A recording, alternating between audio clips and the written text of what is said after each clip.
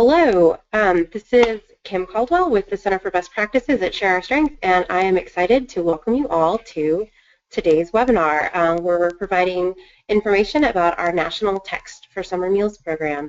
We're really excited to have you all here. It will hopefully be a pretty efficient and short webinar, so you guys will get a little bit of your day back. So let's go ahead and get things started. So first, a little bit about Share Our Strength. Our mission is to end childhood hunger in America, and we're doing that by increasing access to child nutrition programs around the country, empowering families to cook healthier with nutrition education, budgeting skills, and food skills, and increasing awareness of childhood hunger should drive action by local stakeholders and by Congress to address the issues that are causing kids not to get the food that they need. So within the No Kid Hungry campaign, we are the No Kid Hungry Center for Best Practices. So we are trying to create the replicable strategies and get those implemented across the country so that local stakeholders, once they're engaged, know what they can do. So we're developing tools, templates, trainings, webinars like this. We're doing new research. And when we can, we like to facilitate connections and provide consultation so that everyone has the information and the sparks of different ideas across different states and different people who might not normally connect, so that we are all doing everything we can to make progress within this area. So we are very lucky to have some fantastic partners who support our work, particularly when it comes to out-of-school time. Thank you to the Arby's Foundation and to CNS Wholesale Grocers for all that they have done to make not only the texting program possible, but to make it possible for the Center for Best Practices to do so much around summer meals. So our time today with the texting number, we're going to start by talking a little bit about how it works and a timeline of how we got to where we are with the texting number. I will wax on a little bit about why we love the texting option and then share some examples of texting in action. We'll briefly touch on some more options to find sites in local areas, and then spend a little time with Q&A before we close out. And I know that Q&A is hopefully going to be really exciting. So like I said, my name is Kim Caldwell, and I'm with the No Kid Hungry Center for Best Practices, where I focus specifically on summer meals, how communities can work together to increase access to programs. But I'm joined today by Sam Reed, who's our online organizer and who oversees the texting number from the technical side of things. So I will do a little bit of housekeeping before we move on. So as you may have noticed, everyone right now is in listen-only mode, and so that means that if you have questions or concerns, you can chat those into us. We will get to a place where we have the Q&A section where you can raise your hand and ask questions, so if you prefer, you can always chat them in.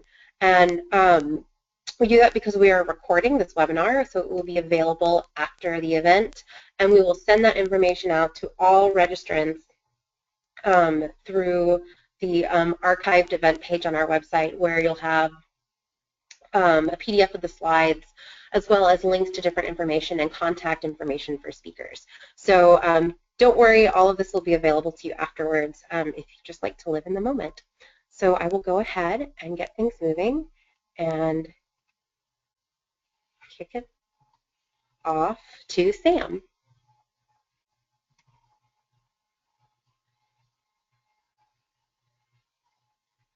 Not sure we can hear Sam.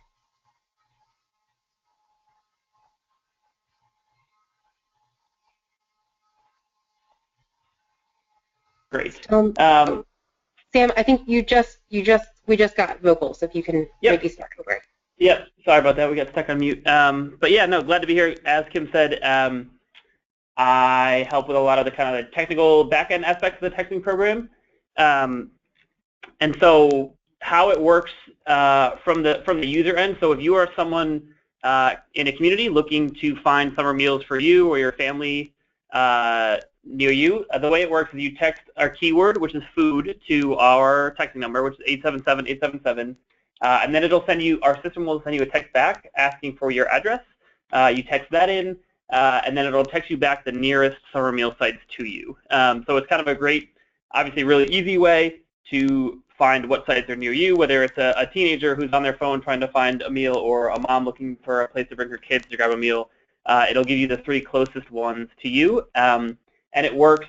You know, obviously it's most accurate when it has a full address, but it also works on zip code or city if there are people who, you know, aren't don't want to give their full address away, but still allows them to kind of participate. And then, so that's kind of in general how it works. And then, Kim, we can go to the next slide. And then, so on the back end, how it works is that all the state agencies, when they have the summer meal site information, submit that to the USDA, who kind of, we're very thankful, they manage the whole database of all the summer meal sites. So basically, the way that it flows is that state agencies submit the summer meal sites to the USDA, and then our texting system, as well as the National Hunger Hotline, both kind of tap into that database that's managed by the USDA. So it is updated very frequently throughout the summer. So when sites, you know, come on or just stop serving for the summer, that's reflected in the texting results, because we have this kind of, you know, consistently updated database from the USDA. So when people do text into our number, it kind of pings this USDA database, and our software comes up with the answers and sends them back out to people. So pretty simple, and it's data that's already being submitted to the USDA anyway, so it shouldn't be too much additional work for anyone. But helps us get this great database of all these sites across the country and kind of providing access to the kids. And that is that. Can we go to the next slide? Cool. And then just to kind of give you guys a sense of the texting program and the history of it, way back in 2011, we kind of identified this need for a tool to help families find sites and, you know, how, as we're raising awareness, let people know where they can find sites and what's in their community and that kind of stuff. So in 2012, we started the texting kind of on a pilot basis with a few states, and every year we've gotten more and more. This recent partnership with the USDA in terms of managing the database was a huge help for us and kind of gave us the most consistent data and the best data. So we have all this great data, and the last 3 years we've seen a huge increase in the number of families who are using the hotline and accessing it. So in 2014, we saw a double the amount of access from 2013, which was kind of like our biggest year. And last summer in 2015, we still saw some strong growth. So we have people using this from all 50 states, you know, looking for sites near them, and we have obviously data for all those states. So it's kind of a great way that's been really effective in terms of getting the information out there. And that's kind of where we're at today, is hoping to kind of still see more growth and more families accessing it, and in the end, less families accessing it because they know where the summer meal sites are. So that's kind of the goal, is to create this awareness and make sure all the families know in their communities where they can find meals. And that's all I got. Sam. Thanks so much. And then a few things to note about how the texting service works. You may have seen the little bubble there that texting is now available in Spanish. So the keyword comida instead of food will provide the language that comes alongside the text in Spanish instead of English. And then the other thing to note is that you may wonder what happens when someone texts in an address where there are no summer meal sites near them. And when that happens, they receive a message letting them know that unfortunately there are no sites near them, but that they can call the Hunger Hotline for more information, and it provides that contact information. So a little bit about why we love texting. So you may have noticed that the timeline goes back to 2011 when Share Our Strength was trying to figure out, you know, it was a different world then. There was no one database, but we were trying to figure out how can we help more families find access to summer meals. And the research at the time showed us that low-income families were by and large using texting services, texting plans, and so we knew that it was a technology that that folks that we were trying to reach were using in their daily lives, and so we were excited because texting met the user need and would be a technology that folks could access and use. And then, as Sam mentioned as well, we were really excited to get this helpful data. So we have a sense of where and when people are texting. And so one question that we've already gotten today is the question about data being available afterwards. And yes, we are happy to make some information about when texts were sent in and whether they got sites texted back and what zip codes they texted in, because we can look at that data, and you'll see an example of this later in the webinar, and determine, okay, which of our outreach tactics seem to be generating the most usage of the texting system. And then we can look and wonder, you know, if we see little bumps, what caused those little bumps if we weren't anticipating them, and investigate more deeply. And one thing that I do want to point out is that when we get this data, we in our system do see the phone numbers that people text in, but we do not use that data. We do not solicit anything. We do not share that information when we share the returns. So that information stays safe. So another thing that we really like about texting is that it provides a national message. And so when we are, again, in 2011, when we were trying to figure out how can we be helpful, what we didn't have was really a national message. And so this allows us, no matter where we are in the country, to say, well, and then since then, when we actually started getting access to data from around the country, it gives us that one clear message of text food to 877-877. And so when our partners who have broad reach but don't necessarily have the ability to hone in to each specific city or state with their messaging, this allows us to be really effective. And so, again, if you're working with folks who have broad reach or looking across some different areas to raise awareness about summer meals, this is a good option.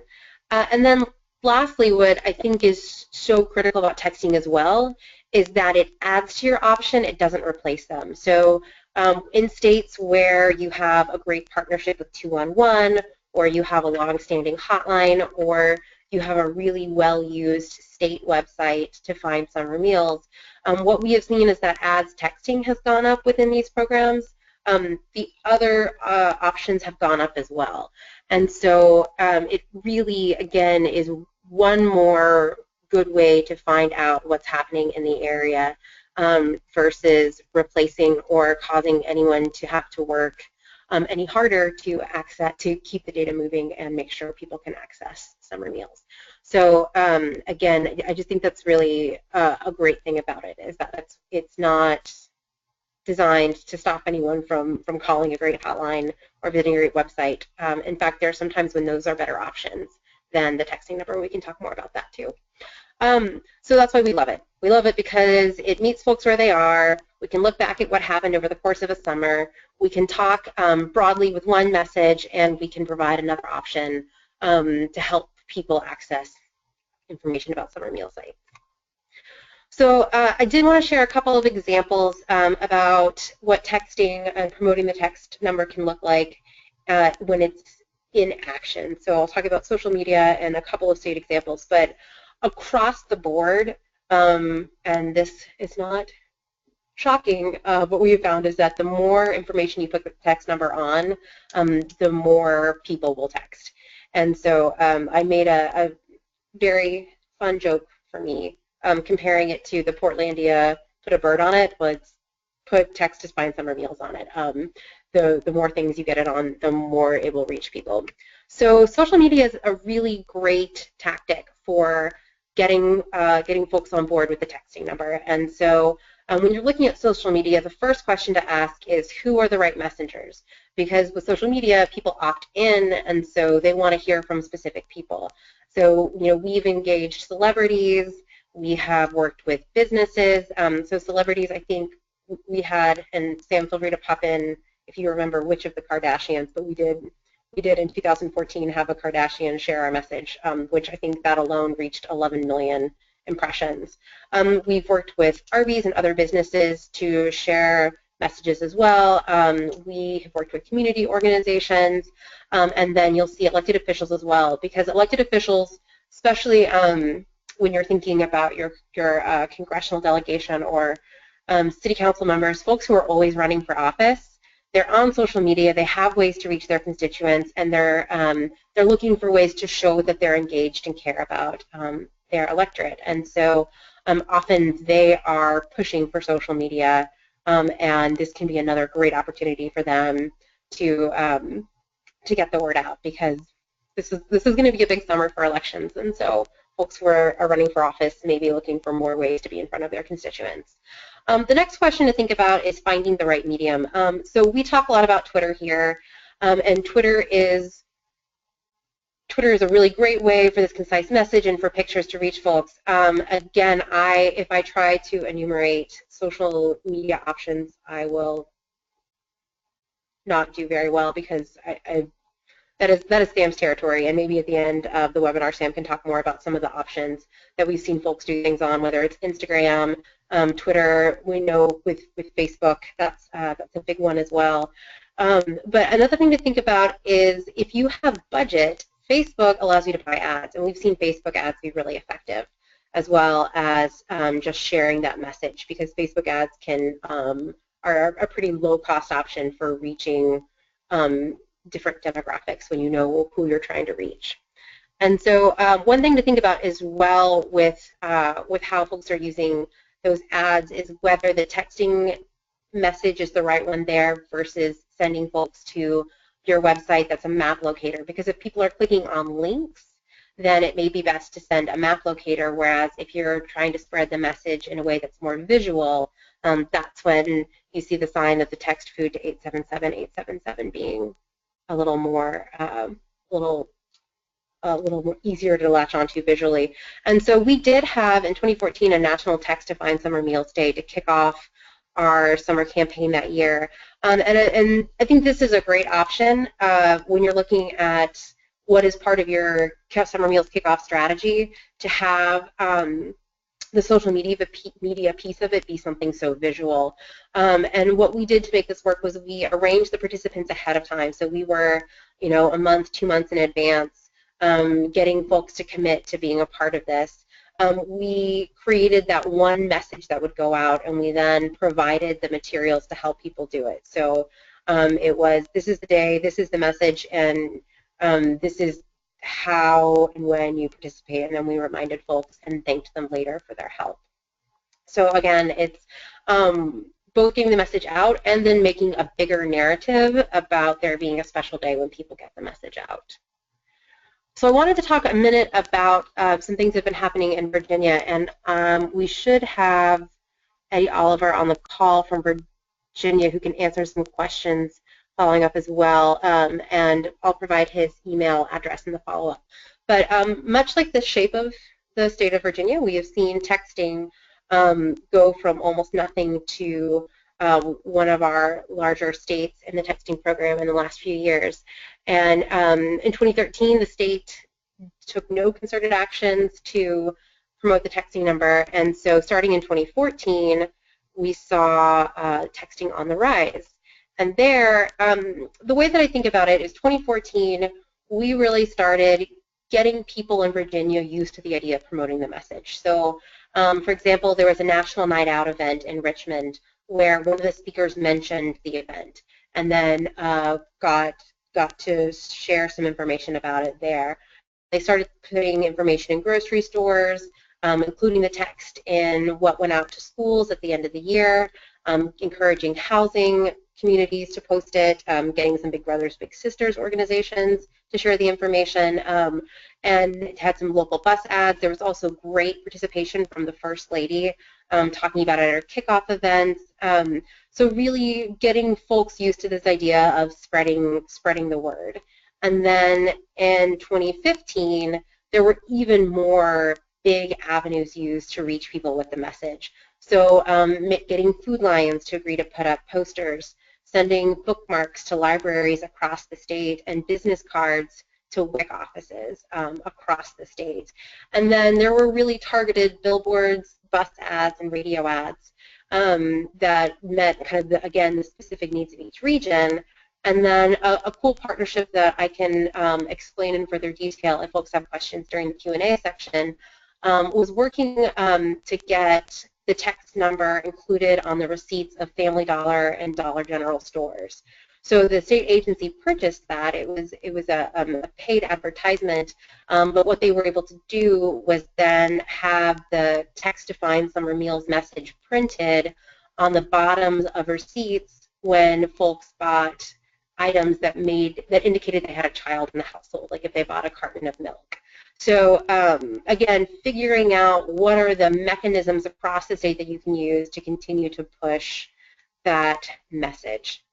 And then one cool thing they did, we mentioned earlier the opportunity to get data, was they took the course of the year, well, our summer year, and the text that they had in the system and compared that to when they had some of their biggest promotions. And so what they saw, as you see, the very end of June through the end of July, they had these, 60 or more during the week texting participation days that aligned with when they had the Dollar General receipts happening, when they had the WIC, when the WIC offices received the business cards, when they had flyers in the workforce center, workforce offices, and when they had things like their Richmond kickoff and when they had a PSA running.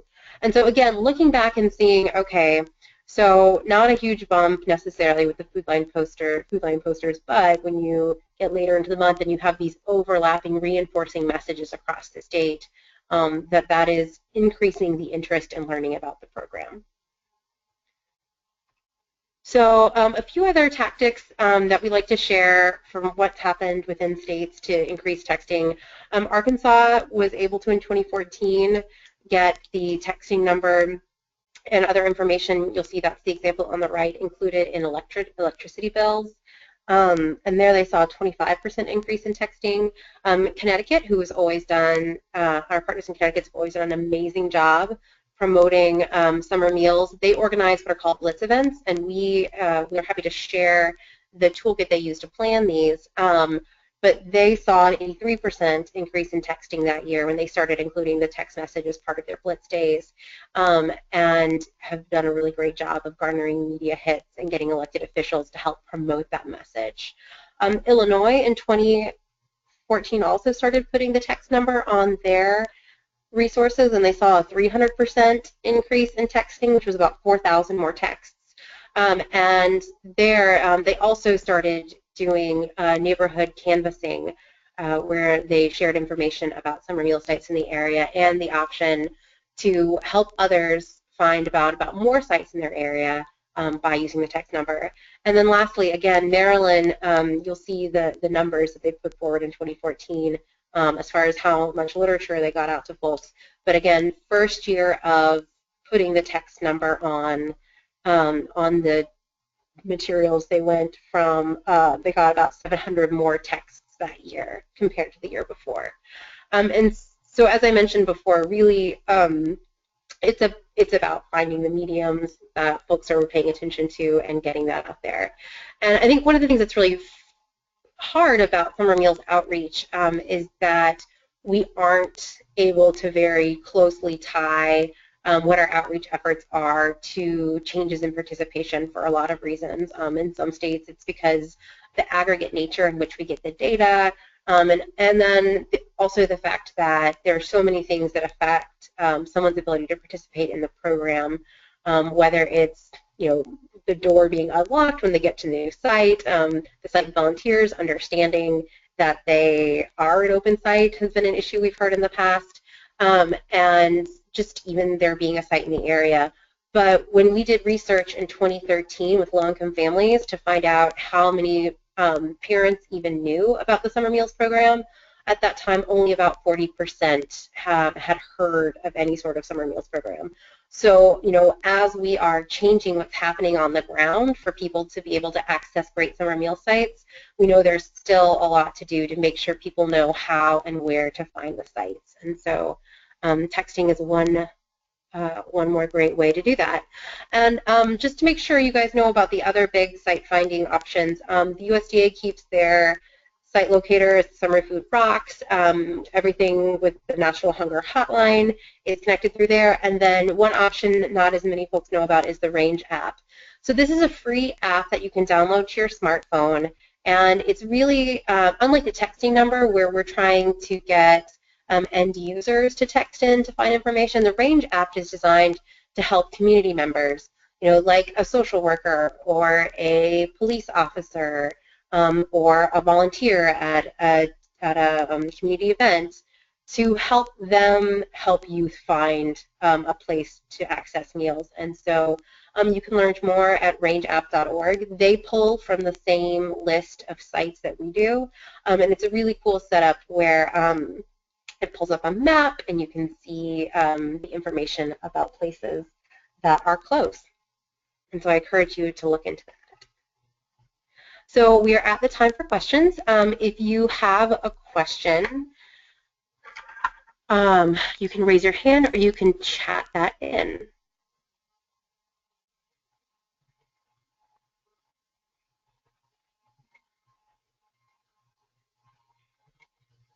Great.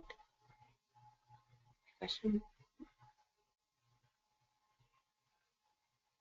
I think there was a question that I...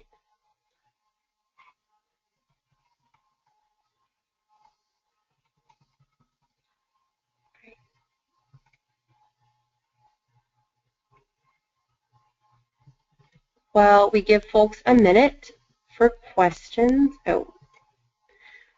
Last year we had an issue with the texting option. Who do we report issues or mistakes from the texting response? This is from Laura.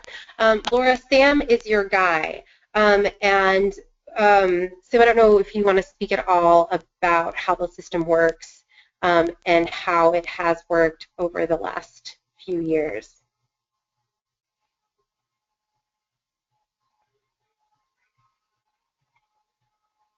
Sam?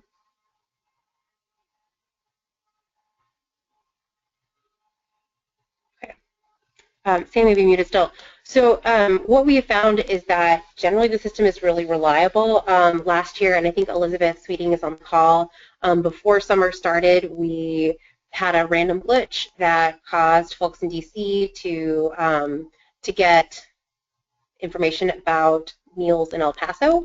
But what was great was we identified it and it was fixed before school got out. And so Laura, Sam's information, it will be on the follow-up materials, and we'll make sure that you can connect with him so that we can make sure that that issue is addressed in the future. So the next question, do you have to enter the state abbreviation when texting food? From Laura. No. So when we first started the texting system, we created for the states where we had texting text codes that was like food TX or food AR or food, insert the abbreviation for your state. But when we started working with the National Summer Meals Hotline, we were able to eliminate that requirement. And so we're as long as we have the zip code about where a zip code or city name, we're able to connect that on the back end. So food or comida, either of those on their own will return the results.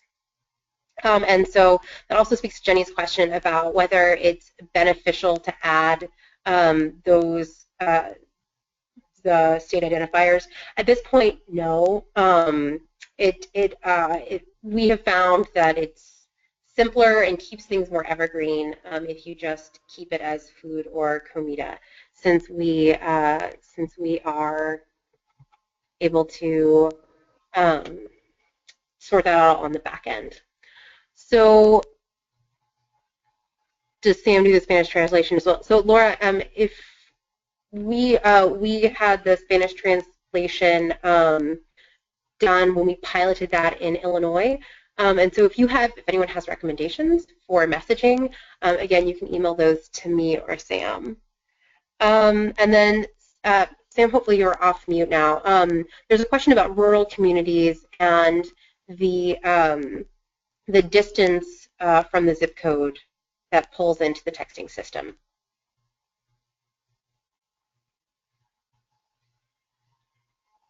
Are you there?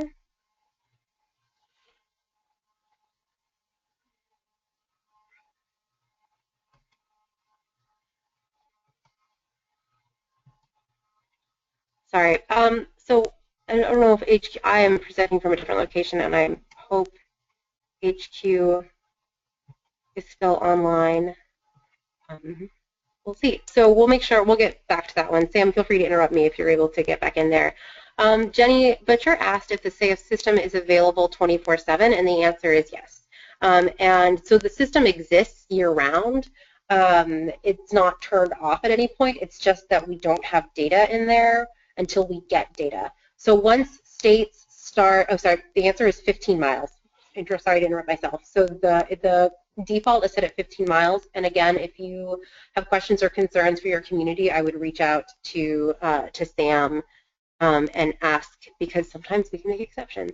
So to the system being available 24/7, it is always online, and we start putting in data once we get that from the National Hunger Hotline folks. So as states start sending in and then sending in the updates, we start filling it in. So we do our best to keep that as updated as possible. This last year, it was weekly uploads, so the data was refreshed every week from the state agency. And then, like I said, anytime folks can start going.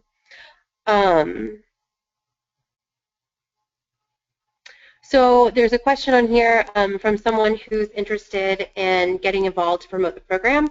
There are so many different ways to get involved. Marilyn, I'm glad to hear. I did not go to the University of Wisconsin, but I love, gosh, I just blanked on the name of the city. Now I found silly, but excited to hear you're interested in getting involved. Feel free to email me afterwards. We have a great partner based in Wisconsin, but the nice thing is, and we'll keep this linked in our follow-up, is that there are a number of things that you can do using our Sodexo Summer Meals Outreach Toolkit. And so you can put web buttons on websites, you can print out flyers that we have designed that have information about how to find summer meal sites. Really, there's no wrong thing to do other than, well, that's not true. Best thing to probably do is connect to the folks that are already doing this work in your area and figure out how to continue to push those messages that are effective to the folks that are looking to find information about summer meal sites. All right, so a question, does the service direct people only to open sites? Yes, the system, and again, apparently our HQ is having some sound issues. So Sam, if you want to text in a more complete answer than what I'm able to give, my understanding of the data that we get from the USDA is that it is the open site information that is shared with the through the National Hunger Hotline. So it should not direct people to closed sites. But one thing to remember about data is that, like, the data that we put out is only as good as the data that comes in, and so we're counting on the data being submitted as the correct type of site with the correct times. And we also know that summer is a super dynamic time and that things change. So the system is set up to only send people to open sites. However, if data is input incorrectly, there's no ability for us to catch that at the national level. And then Laura has a question about deadlines for sites to be established. So Laura, as long as your sites are in the state agency's database, they're the ones who are sending the data in to the database for it to be completed. So if you're concerned, if you're not finding that your sites are being listed. Again, that's something you can reach out to Sam about, but you should also make sure that your information is correct with your state agency, because we are, again, we aren't able to kind of check in on the data. We're using the data that's supplied to us. All right, so let me, that's the questions that I had chatted in. I don't see any other hands.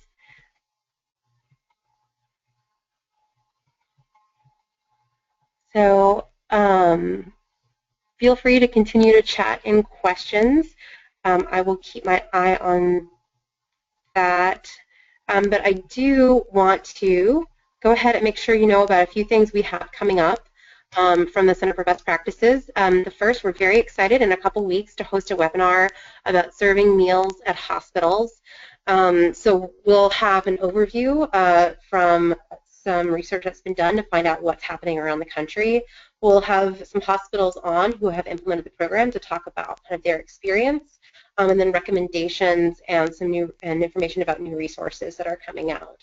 And so you can register for this event and then register for any event, or see events we've held in the past at bestpractices.nogoodhungry.org/events. And then I also wanted to let folks on the call know our Summer Meals Calculator, which is an interactive budgeting tool that's an Excel spreadsheet that you download that allows you to build a budget and look at scenario planning, will be available with the 2016 reimbursement rates very soon. So that'll be out at the very beginning of February. And so we are excited to make that available, and we'll send that out as part of our What's New e-newsletters. So you can download that and share it with folks creating summer meals budgets. I don't see any more questions, but as I mentioned, you can reach out to me or to Sam at any time. I want to say thank you again to the Arby's Foundation and CNS Wholesale Grocers for supporting our systems, and we're excited to help you as you connect with more families to access summer meal sites this year. Thank you again.